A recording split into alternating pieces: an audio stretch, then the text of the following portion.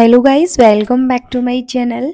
आज हम एक ऐसी रेसिपी बनाकर तैयार करेंगे जिसके लिए आपको बाज़ार से बर्गर पिज़्ज़ा लाने की ज़रूरत नहीं पड़ेगी। आप घर पर ही उनको बहुत ही ज़्यादा टेस्टी, क्रिस्पी, हेल्दी बर्गर बनाकर खिला सकते हो। तो इसको बनाने के लिए सबसे पहले हम लेंगे पोहा। तो मैंने यहाँ पर आधी कटोरी पोहा लिया है। ज़्यादा पोहा नहीं चाहिए, हमें बहुत कम पोहा चाहिए। उसको बढ़िया से 1 से 2 बार अच्छे से वो धुल लेंगे। जैसे ही अच्छे से धुल जाए तो इसका हम सारा पानी निकाल कर उसको हम ढककर साइड में रख देंगे 5 से 6 मिनट के लिए, ताकि जो पोहा है वो अच्छे से फूल जाए। तो इसको हम साइड में रख देते हैं। तब तक हम एक कढ़ाई लेंगे या पैन लेंगे, जिसमें डालेंगे हम थोड़ा सा ऑयल और जीरा डालेंगे। जैसे ही जीरा अच्छे से क्रंकल हो जाएंगे तो हम उसमें गैस बंद कर देंगे। जब ठंडी हो जाएगी कढ़ाई तब हम जाके उसमें पानी डाल देंगे। तो यहाँ पर मैंने 1.5 कटोरी पानी का यूज़ किया है। अब हम इसमें डालेंगे 1.5 कटोरी पानी का यूज़ किया है हमने, तो यहाँ पर हम 1 कटोरी सूजी डालेंगे। तो सबसे पहले तो टेस्ट के अकॉर्डिंग हम नमक डाल देंगे और इसमें डाल देते हैं हम अब 1 कटोरी सूजी। ठंडे पानी में ही हम सूजी डालेंगे और इस तरह से बढ़िया से मिक्स कर लेंगे। जब अच्छे से मिक्स हो जाए तो हम गैस चालू कर देंगे। तो चलिए अब हम गैस चालू कर देते हैं, क्योंकि हमने यहाँ पर ठंडे पानी में इसलिए सूजी डाली है कि अगर हम इस तरह से डालेंगे तो हमारी सूजी में कोई भी लम्स नहीं पड़ेंगे। इस तरह से कोई भी गुठलियाँ नहीं बनती हैं सूजी में। और इस तरह से गैस का फ्लेम करेंगे हम हाई और चलाते रहेंगे कंटिन्यूअसली जब तक सूजी अच्छे से डो के फॉर्म में ना आ जाए। जैसे ही सूजी कढ़ाई छोड़ने लग जाएगी तो हम गैस बंद कर देंगे। तो धीरे धीरे आप चलाते रहिए। 1 से 2 मिनट में जो हमारी सूजी वो इस तरह से कढ़ाई छोड़ने लग जाएगी और बिल्कुल डो के फॉर्म में आ जाएगी। और इस तरह से अगर आप इस रेसिपी को बनाएंगे तो आपकी सूजी में बिल्कुल भी गुठलियाँ नहीं बनेंगी। बिल्कुल परफेक्ट नाश्ता बनकर तैयार होगा। तो एक बार इस तरह से ज़रूर बनाकर देखिएगा। तो देखिए हमारी सूजी जो है वो बिल्कुल डो के फॉर्म में आ चुकी है और सूजी ने कढ़ाई भी छोड़ना स्टार्ट कर दिया है। अब हम इसी स्टेज पर क्या करेंगे, गैस को बंद कर देंगे और इसको ठंडा होने के लिए रख देंगे। तब तक हम लेंगे 2 उबले हुए आलू। तो मैंने यहाँ पर 2 मीडियम साइज़ के उबले हुए आलू लिए हैं, उनको बढ़िया से मैश कर लिया है। आप मैश कर लीजिए या फिर ग्रेटर से ग्रेट कर लीजिए। बढ़िया से इस तरह से हम ग्रेट कर लेंगे, उनको मैश कर लेंगे अच्छे से। अब हम आगे की तैयारी कर लेते हैं। तो सबसे पहले हम चेक करेंगे पोहा जिसको हमने भिगो कर रखा था। तो हमारा पोहा जो है वो अच्छे से फूल चुका है और पानी भी उसने सारा एब्ज़ॉर्ब कर लिया है। अब हाथों से हम इस तरह से मैश करेंगे, ईज़िली मैश हो जाता है। अगर आप ज़्यादा मेहनत नहीं करना चाहते हैं तो इसको ग्राइंडर जार में डालकर थोड़ा-सा दरदरा सा ग्राइंड कर लीजिए। और इस तरह से बढ़िया से हम हाथों से मैश कर लेंगे। ये बहुत ईज़िली हो जाता है मैश, ज़्यादा मेहनत नहीं लगती है। अब इसको हम साइड में रख देते हैं, हम पोहा का बाद में यूज़ करेंगे। अब लेंगे हम कढ़ाई, तो जिसमें हम डालेंगे थोड़ा-सा ऑयल, साथ ही में हम डालेंगे तड़के के लिए जीरा, राई। जैसे ही जीरा और राई अच्छे से क्रिंकल हो जाएँगे तो उसमें हम ऐड करेंगे एक बारीक चॉप की हुई प्याज और उसको भी हम सौटे कर लेंगे। हमें ज़्यादा नहीं पकाना है प्याज को, बस इतना पकाना है कि इसका कच्चापन चला जाए। जैसे ही प्याज का कच्चापन चला जाएगा तो उसमें ऐड कर देंगे हम एक बारीक कट किया हुआ टमाटर। आप इसमें और भी सब्जियाँ ऐड कर सकते हैं।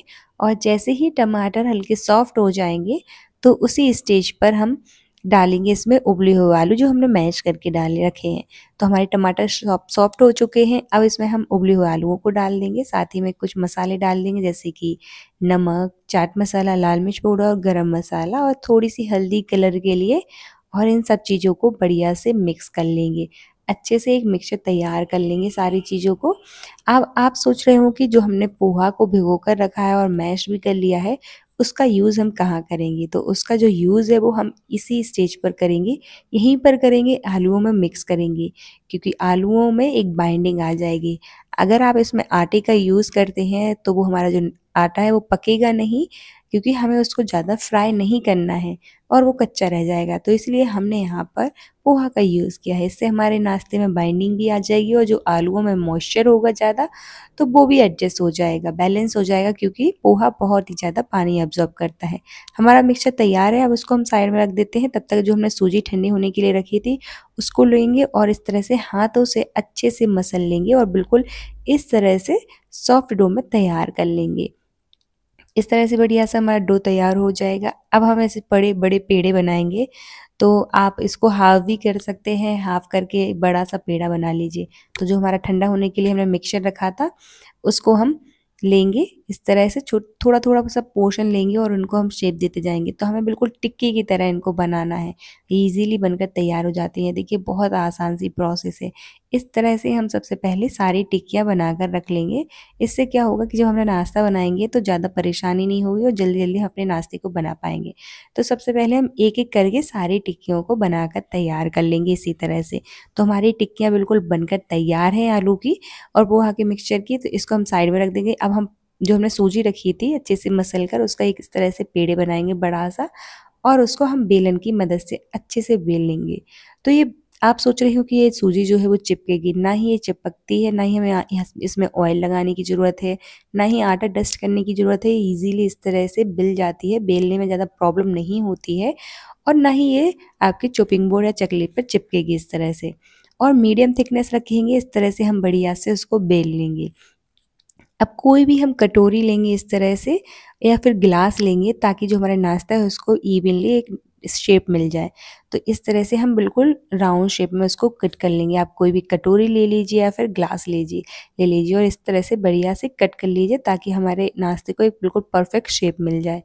तो इस तरह से हमारे नाश्ते को बिल्कुल इवन शेप मिल गया है। तो यहाँ पर बिल्कुल राउंड शेप में इस तरह से हम कट कर लेंगे। एक-एक करके हम सारी पूरियों को इसी तरह से बनाकर तैयार कर लेंगे। तो थिकनेस आप चेक कर सकते हैं कि हमें कितनी रखनी है, मीडियम थिकनेस रखेंगे। अब हम इसमें डिज़ाइन बनाएँगे तो हम लेंगे नाइफ़ और नाइफ़ की मदद से इस तरह से हम उसके ऊपर से डिज़ाइन बना देंगे।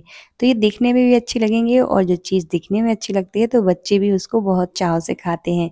तो एक-एक करके हम सारी पूड़ियों में इसी तरह से डिज़ाइन बना लेंगे नाइफ़ की मदद से, लेकिन नाइफ़ की उल्टी साइड से हम उसको डिज़ाइन बनाएँगे और इस तरह से हम पूरी उठाएँगे और जो हमने आलू की टिक्की बनाकर रखी है, उसको इस तरह से हम रखेंगे और ऊपर से एक और पूड़ी सी इस तरह से हम कवर कर देंगे।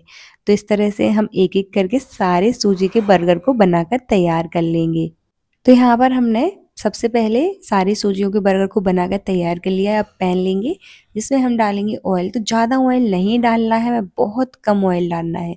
तो इतना हम ऑयल डालेंगे बस कि जो हमारे सूजी के बर्गर हैं वो थोड़े-थोड़े से फ्राई हो जाएँ और क्रिस्पी हो जाएँ। तो बहुत कम ऑयल डालेंगे और गैस का फ्लेम जो है वो हाई रखेंगे, क्योंकि अगर हम लो रखेंगे तो जो हमारी सूजी है वो तेल ज़्यादा एब्ज़ॉर्ब करेगी। तो हम इनको हाई फ्लेम पर ही फ्राई करेंगे और अलट-पलट कर दोनों साइड से इसको क्रिस्पी और गोल्डन ब्राउन होने तक इस तरह से हम इनको फ्राई कर लेंगे। जैसे ही इनका कलर इस तरह से हो जाएगा तो हम इनको निकाल लेंगे। आप इनको डीप फ्राई बिल्कुल मत करिएगा, बिल्कुल इसी तरह से थोड़े से ऑयल में इनको फ्राई करिएगा और अब हम इनको सर्व कर लेंगे। तो ये खाने में बहुत टेस्टी लगते हैं, तो आप ज़रूर बनाइएगा। आपको भी ये रेसिपी पसंद आएगी।